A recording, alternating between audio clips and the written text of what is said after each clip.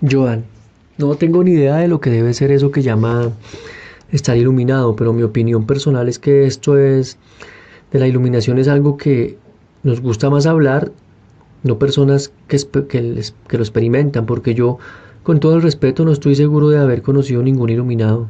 Igual hay muchas y no sé reconocerlos. La única persona, no sé si iluminada, que he conocido y me parece que está completamente libre de sí misma y creo que es una buena expresión, liberado de sí mismo, en el sentido de que esto a lo mejor refleja la iluminación. La única que me ha parecido así es Ama.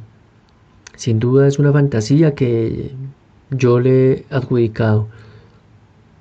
Por lo demás, yo no veo que abunden estas personas que están libres de sí mismos. Lo que abunda es un gran adiccionismo a sí mismo. Esto que se dice que a lo mejor nos gustaría estar iluminados, pues la verdad es que no tengo ni idea. En el fondo quizá no importa en absoluto. Y si ya estamos todos iluminados y simplemente no lo reconocemos, mejor me callo y me rindo a mi ignorancia. Julián, yo creo que hay que poner cierto rigor en este sentido porque precisamente el que busca la iluminación se aleja de la iluminación porque el ser está siempre presente, mientras que si lo buscas te estás alejando. Como dice el Vendata, el buscador es lo buscado. Lo que pasa es que probablemente el camino espiritual no es más que una ficción, pero es a través de esa ficción que es el camino que te das cuenta de que ya estabas donde siempre habías estado. Joan, es esto. Esta formulación del Vendata Albaíta me gusta. Julián, cuando le preguntaron a Rama Maharshi, ¿y usted dónde irá cuando muera? Y él dijo, ¿dónde voy a ir? Donde siempre he estado, en el ser que es la pura conciencia. De todas maneras, como yo en los pequeños y grandes maestros que he conocido, he visto grandes y pequeños pecados que tenían que ver con el sexo, el dinero, la fama y pocas cosas más. Joan, esto no son pecados, son aficiones, son entretenimientos. La iluminación no debe ser aburrida. Y se ríe. Julián, pero lo que me parece interesante desde esta experiencia es que esto vale la pena porque el camino no es fácil, porque precisamente esto es la grandeza del ser que es capaz de colocarse en otra posición, en otra óptica desde la propia inercia. Joan, creo que muchos que hemos buscado o buscamos que es trascendencia o iluminación, en el fondo lo que buscamos es más amor o más envanecimiento, más tonterizamiento, por llamarlo como quieras, porque en el fondo lo que más nos cuesta a todos es pensar que no somos especiales, asumir que no somos especiales, es decir, asumirnos miserables, asumirnos como cualquier otro, asumirnos nada o asumirnos nadie, y la promesa espiritual de que uno estará allí sentado, vestido de blanco y mirando al horizonte. Julián, pero no hablemos tanto de lo espiritual, también hablemos de lo terapéutico. ¿No se estará convirtiendo el terapeuta también en un nuevo gurú? Joan, hombre, yo ya hace años escribí un artículo que habla de la figura del terapeuta como prostituta, como científico, como sacerdote y como gurú. Se trataba solo de metáforas, por supuesto. Quería decir que el terapeuta atiende, pone atención, el cuerpo y la energía, las emociones, los pensamientos y los asuntos trascendentales. Julián, no será fácil estar delante de la miseria del otro cuando uno de alguna manera está en el otro bando. Diríamos que uno de los grandes pecados del mundo espiritual es que tú no tengas tu propia práctica.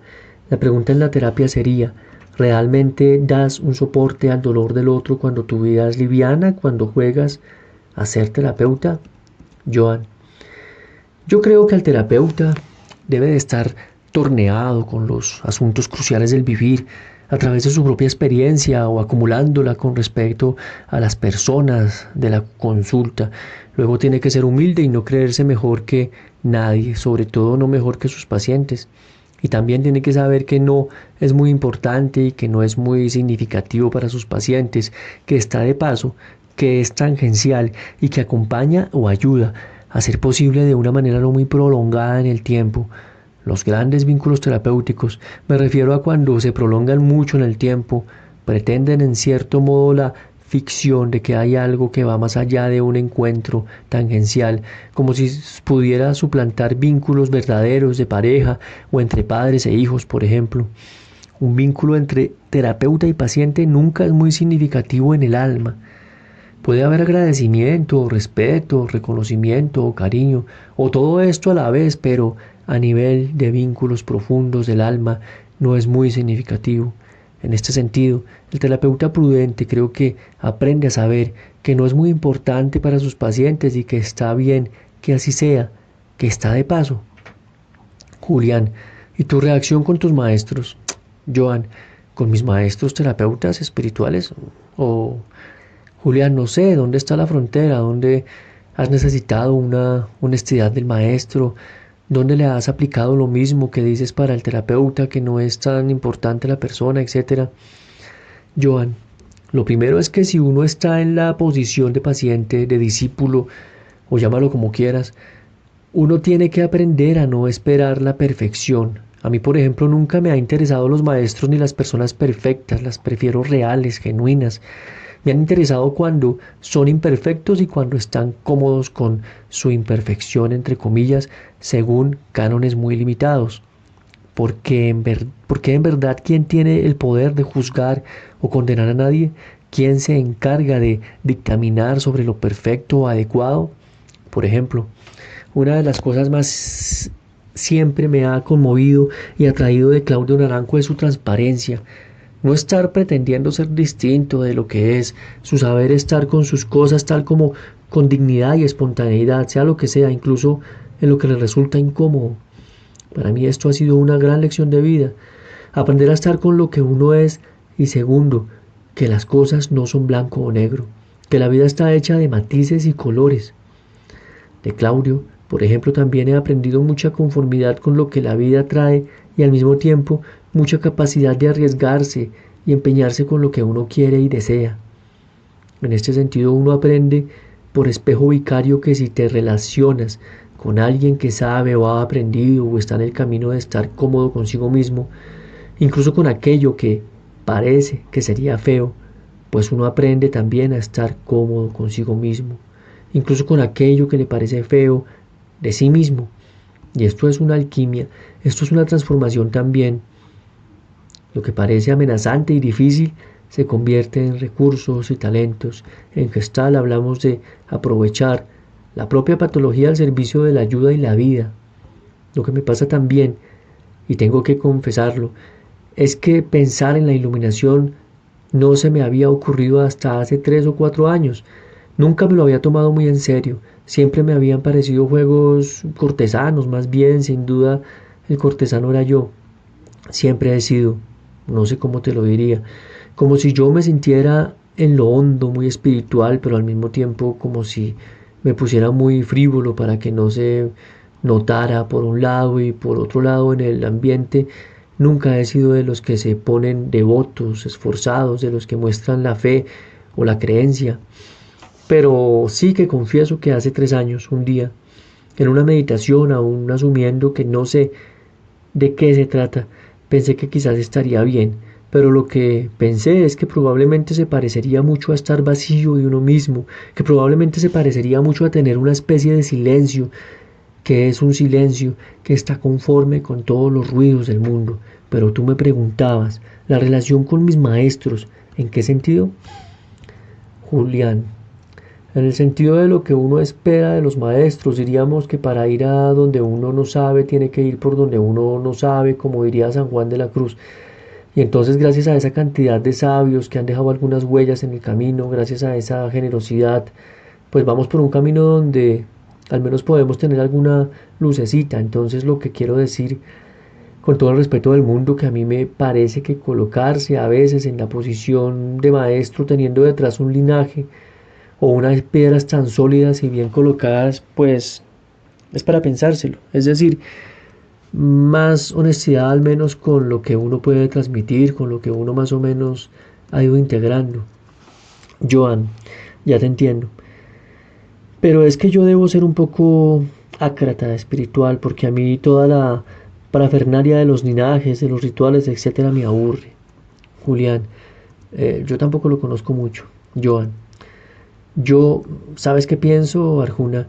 Que el maestro está en todas partes y entiendo lo que dices de que es una bendición cuando te encuentras con un personaje que están más libres de sí mismas, que comprenden que nada es tan importante y que no se creen sus pensamientos, ni sus emociones, ni su cuerpo, que gozan de una cierta libertad y ahí uno parece como que se impregna de algunos conocimientos, de algunas comprensiones, no sé. Igual yo no soy devoto de nada, Julián.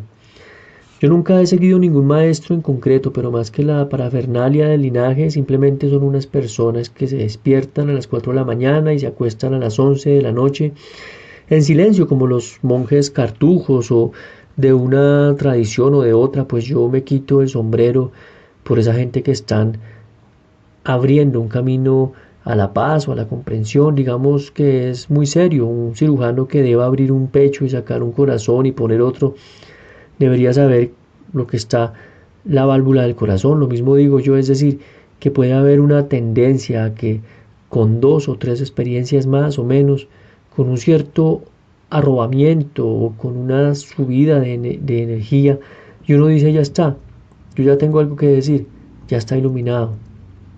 Joan, yo me afiaría más fácilmente de los maestros que son sencillos, que están en la tierra, que no hacen mucho ruido, que no se venden mucho en los anuncios, de maestros espirituales y que no son pretenciosos.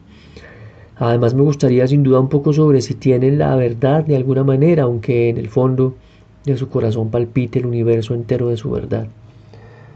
Julián, incluso yo diría que el falso maestro o el falso terapeuta está haciendo una función en esa gran cadena del universo, digamos que está acelerando el que empecemos a tener un criterio para saber dónde es lo que sucede, cuál es el camino. Seguro que todo está bien. Joan, yo por ejemplo fui a Pona a ver a Ocho. Debe hacer 20 años y a mí no me pasó nada. La gente estaba todos como enamorados de Ocho, como flipados con Ocho. Y mira que a mí me gustan algunos de sus libros y algunos de sus textos y me gustaba lo que decía, pero a mí no me pasó nada especial. Julián, ¿por qué te fijarías en las chicas que había? Joan, esto es lo que me hizo sospechar, que no era normal la cantidad de mujeres hermosas que de media por, por, por metro cuadrado. Julián, a lo mejor ibas para ligar. Joan, lo cierto es que no ligué, aunque me prometí volver para resarcirme, pero todavía no lo he hecho. Yo iba para curiosear, cada uno es como es, pero quizás yo tenga una cierta alergia al espectáculo y me siento más cómodo en una charla amigable. Por supuesto que hay gente que dan lecciones en el sentido de que te hacen ver muchas veces de que esto no es importante, lo otro no es importante, lo otro tampoco es importante, que miran compasivamente la tontería en la que uno cae una y otra vez. Y supongo que lo hacen desde un lugar donde ya tienen la perspectiva de lo infinito, la perspectiva de lo eterno y se dan cuenta del juego de la vida y lo miran como diciendo, bueno, paciencia.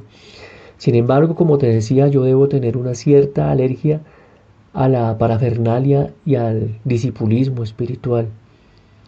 Julián, ¿qué es lo que yo directamente critico? Joan, es que es como todo, como esto del New Age y de las corrientes de autoayuda. Es como aquí se vende de todo, la espiritualidad vende también porque hay mucha gente necesitada y a veces digo, si esto tiene que salir de algún lugar, ya lo retocaríamos. En lugar de tener sentido del humor, porque no podría ser más psicópata yo, porque pienso que si fuéramos más psicópatas, un verdadero psicópata sin fisuras, me pondría de gurú y jodido y perverso, que me dieran sus patrimonios, que me dieran todas las mujeres. No es tan difícil. Pensándolo bien, tampoco sabría qué hacer con los patrimonios y las mujeres. Bueno, volvamos a la realidad. Julián, te saldrían competidores. Joan, pero hay mercado para todos. En realidad lo que te estoy diciendo es que hay maestrillos espirituales que son verdaderos psicópatas y su bondad huele a azufre y que se alimentan de las almitas descarriadas. Pero bueno, cada uno con su destino, las almitas descarriadas con su destino y el Lucifer disfrazado de Satán, Ágata con su destino también. Oye, creo que a estas horas me empiezo a poner sarcástico.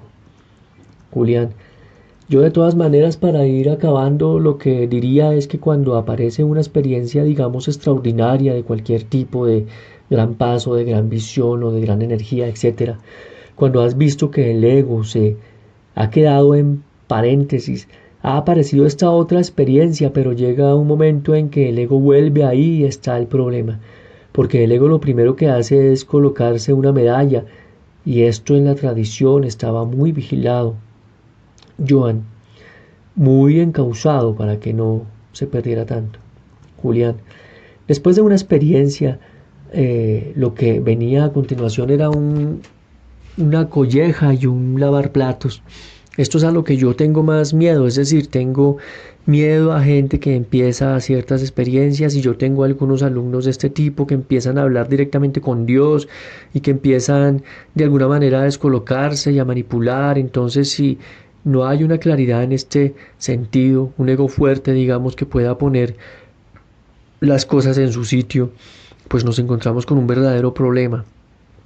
Joan, pero estos son, Julián, gajes del oficio o algo irremediablemente que forma parte del camino. Joan, yo creo que forma parte del camino, pero uno puede perderse muchas veces y luego reencontrarse. Julián, o no. Joan, o no. Pero cada uno con su destino, seamos honestos también. ¿Quién no ha tenido experiencias extraordinarias? ¿Quién no ha tenido momentos donde siente la liberación, donde siente la unión? Yo creo que todos hemos tenido pequeñas experiencias o más grandes quizás algunas personas donde sentimos o sienten esta vibración, esta conexión con la totalidad o con la vida. Es decir, que se diluía algo, que estábamos libres y bueno, y luego volvemos al redil y la vida funciona así. Aunque puede ser que haya personas que han tenido experiencias que les han resultado tan interesantes o tan originales que luego las proclaman como el camino, puede ser. Y a lo mejor ayudan un tiempo y hay gente que les viene bien eso, qué sé yo, son ideas. Julián, tampoco no sabemos los caminos que nos depara la vida.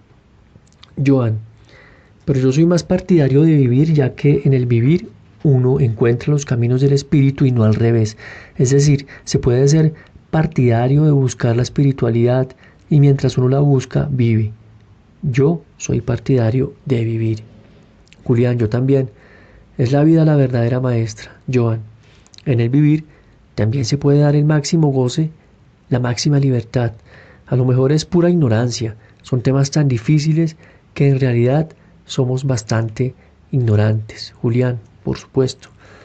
Joan, de todas maneras, para terminar una anécdota, porque tú hablabas de lo sagrado y nosotros estuvimos en Chile este verano. Una amiga nos contó que en el sur de Chile una vez encontró una indígena, una chamana, una mapuche, y entonces fue a preguntarle, este árbol para vosotros es el árbol sagrado, ¿no? Y la mapuche la miró y le dijo, no. Y ella le preguntó, ¿cómo que no? La chamana respondió, no, para nosotros todo es sagrado. Y esto es la enseñanza también. A veces la persona que pregunta esto es la que busca el icono espiritual para lucirlo en la feria de artesanías espirituales del sábado en Central Park, por decirlo así. Y la mapuche le dice que todo es sagrado, que todo es igualmente digno y respetable, lleno de la vida que nos inflama a todos. Julián. Pero ahí está el que cambiamos el collar de lo profano por el aparentemente sagrado, otro collar, y entonces ahí es donde se acaba de entender qué significa la sacralidad. Yo a veces pongo como ejemplo que el árbol desde la visión profana es tanta madera, tantos frutos, etcétera. Digamos el árbol desconectado de lo que lo envuelve, y la visión sagrada es que ese árbol es un ser con sus raíces, que de alguna manera la nube, la lluvia y la tierra, todo eso es un todo. Todo ese microuniverso que vive en el árbol, esa globalidad, esa profundidad, ese no superatividad es lo sagrado. Joan, también nos podemos preguntar qué diferencia hay entre hacer la carrera de la riqueza o hacer la carrera espiritual. Julián, es lo mismo, depende de la actitud. Joan, la zanahoria es la misma, la carrera no es muy distinta. Uno persigue los millones de dólares en el banco y otro persigue las visiones de Dios en lo alto de los Himalayas. Entonces no hay mucha diferencia. Julián, no, no la hay. Joan, esto de la espiritualidad Tiene que estar en lo cotidiano, en la respiración, en la mirada, en el ser, en el encuentro, en todo. Todo tiene que ser sagrado, todo tiene que estar lleno. Esto es lo que dice en el Adavita. No hay que buscar nada porque todo está ahí.